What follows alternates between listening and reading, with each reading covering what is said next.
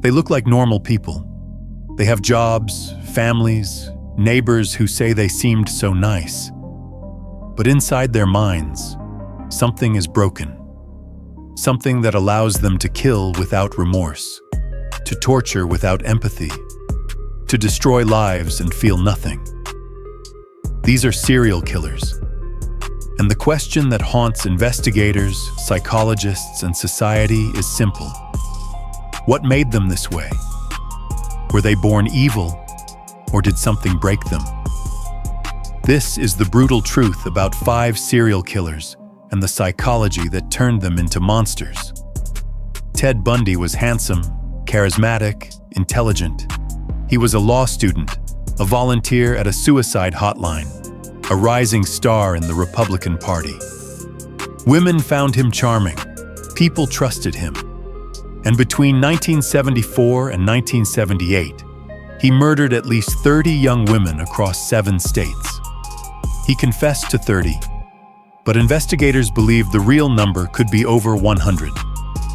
Bundy's method was calculated. He would fake an injury, wear a cast, or use crutches, and ask young women for help carrying something to his car. Once they were close enough, he would attack. He would bludgeon them, kidnap them, rape them, and kill them. Then he would return to the bodies days or weeks later to perform sexual acts on the corpses. He kept severed heads in his apartment as trophies. So what made Ted Bundy? Psychologists have studied him extensively. He grew up believing his mother was his sister and his grandparents were his parents. When he discovered the truth as a teenager, something shifted. He became obsessed with control and power. He was rejected by his first serious girlfriend, a wealthy woman who didn't think he was ambitious enough. That rejection devastated him. Years later, when he started killing, his victims all looked like her. Long, dark hair parted in the middle, similar build, similar age. He was killing her over and over again. But that's not the whole story. Brain scans and psychological evaluations suggest Bundy was a psychopath. He had no empathy, no remorse, no emotional connection to other people. He saw women as objects to be used and discarded. He was intelligent enough to mimic normal human emotions, to charm people, to manipulate them.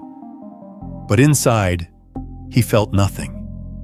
During his trial, Bundy defended himself. He was articulate, confident, even charming. The media loved him. Women sent him love letters in prison. He became a celebrity, and he enjoyed every second of it. Because for Ted Bundy, the attention was almost as satisfying as the killing. He was executed in Florida in 1989. His last words were about how pornography had corrupted him, how it had led him down this path. Psychologists don't believe him. Pornography doesn't create serial killers. Ted Bundy was a psychopath who used his intelligence and charm to hunt and kill women. The pornography was just another excuse, another manipulation. Even at the end, he was still playing games. Jeffrey Dahmer didn't charm his victims. He lured them with money, alcohol, or the promise of sex. Between 1978 and 1991, he murdered 17 men and boys. But murder wasn't enough for Dahmer. He dismembered the bodies. He kept body parts in his apartment. He performed necrophilia. He attempted to create zombies by drilling holes into his victims' skulls and pouring acid into their brains while they were still alive. He wanted to create compliant, permanent companions who would never leave him. When police finally entered Dahmer's apartment, they found severed heads in the refrigerator, a barrel full of acid and decomposing bodies, photographs of dismembered corpses, and a human heart in the freezer. The smell was overwhelming. Neighbors had complained about it for months, but no one investigated. So what made Jeffrey Dahmer? Unlike Bundy, Dahmer wasn't a psychopath. He had empathy. He felt guilt. He knew what he was doing was wrong, and and it tortured him, but he couldn't stop. Dahmer's childhood was marked by neglect and isolation. His parents fought constantly. His mother was mentally ill and heavily medicated. His father was absent, focused on his career. Dahmer was left alone for long periods. He became obsessed with dead animals, dissecting them, preserving their bones. It was the only thing that made him feel in control. As a teenager, Dahmer realized he was gay. In the 1970s, in a conservative area, that was something he had to hide. He felt isolated, different, wrong. He started drinking heavily to cope. His first murder happened when he was 18. He picked up a hitchhiker, brought him home, and when the man tried to leave, Dahmer killed him. He said he didn't want to be alone. That became his pattern. He would meet men, bring them to his apartment, drug them, and kill them. Not because he wanted them dead, but because he wanted them to stay. He wanted complete control. He wanted companions who would never reject him, never leave him. So he killed them and kept their bodies. Dahmer was caught in 1991 when one of his intended victims escaped and flagged down police. He confessed immediately. He was sentenced to 15 consecutive life terms. In prison, he was baptized and claimed to have found God. He expressed remorse for his crimes. In 1994, he was beaten to death by a fellow inmate. Jeffrey Dahmer is a case study in how isolation, mental illness, and untreated trauma can create a killer. He wasn't born a monster. He was made into one by circumstances, choices, and a complete lack of intervention. Dennis Rader called himself BTK, bind, torture, kill. Between 1974 and 1991, he murdered 10 people in Wichita, Kansas. He broke into homes, tied up families, and killed them one by one while the others watched. He strangled them slowly, watching them die. And then he went home to his wife and children and lived a completely normal life. Rader was a church leader, a Boy Scout troop leader, a compliance officer for the city. He was married for 34 years. He had 2 children. His neighbors described him as friendly, helpful, maybe a little strict, but normal. No one suspected him. What made BTK different from other serial killers is that he stopped. He killed 10 people over 17 years, and then he just stopped. For 13 years, he didn't kill anyone. He lived a normal life. He went to work, went to church, raised his kids, and then in 2004, he started sending letters to the media again. He wanted attention. He wanted people to remember him. He wanted to be famous. That's what got him caught. He sent a floppy disk to a TV station, thinking it couldn't be traced. But police recovered deleted metadata from the disk that linked it to his church computer. They arrested him in 2005. He confessed immediately and seemed almost proud.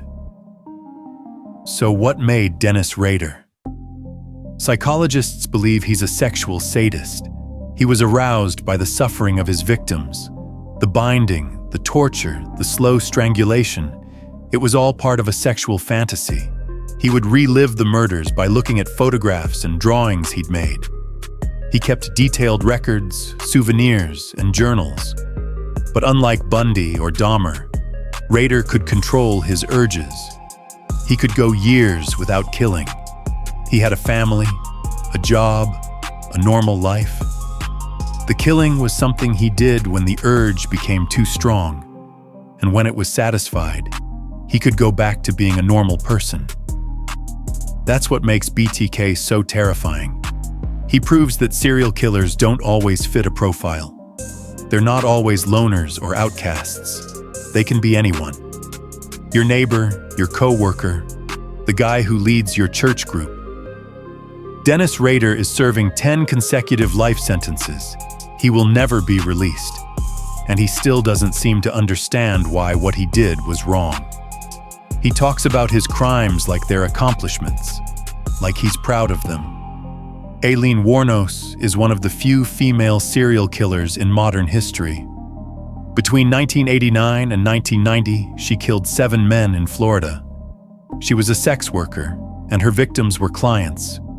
She shot them, robbed them, and left their bodies on the side of the road. She claimed they had raped her or tried to rape her, and she killed them in self-defense. Investigators didn't believe her. The evidence suggested the murders were premeditated, that she lured the men to isolated areas and killed them for money. But Aileen Wuornos' story is more complicated than that. She had one of the worst childhoods imaginable. Her father was a convicted child molester who hanged himself in prison. Her mother abandoned her when she was 4. She was raised by her alcoholic grandparents, who abused her physically and sexually. By age 11, she was trading sexual favors for cigarettes and drugs. By 13, she was pregnant. The baby was taken away. By 15, she was homeless, living in the woods, surviving by prostitution. She was raped multiple times. She was beaten. She was arrested over and over for assault, theft, and prostitution. By the time she started killing, Aileen Wuornos had been victimized her entire life. Does that excuse what she did? No, but it explains it. Psychologists who evaluated her found evidence of borderline personality disorder, antisocial personality disorder, and possible brain damage from years of physical abuse. She was filled with rage, paranoia, and a deep hatred of men. She saw every client as a potential threat, and eventually, she started killing them. Aileen was arrested in 1991. She confessed to all 7 murders. At trial, she was defiant, angry, and unrepentant. She was convicted and sentenced to death. She spent 10 years on death row. In her final years, she became increasingly paranoid and erratic. She claimed the prison guards were torturing her with sonic waves. She fired her lawyers and demanded to be executed. In 2002, she was executed by lethal injection. Her last words were, "I'd just like to say I'm sailing with the Rock, and I'll be back like Independence Day with Jesus, June 6th, like the movie, big mothership and all. I'll be back." Aileen Wuornos is a case study in how trauma, abuse, and mental illness can create a killer. She wasn't born evil. She was destroyed by a lifetime of violence and neglect. And when she finally snapped, she became the monster that society had always treated her as.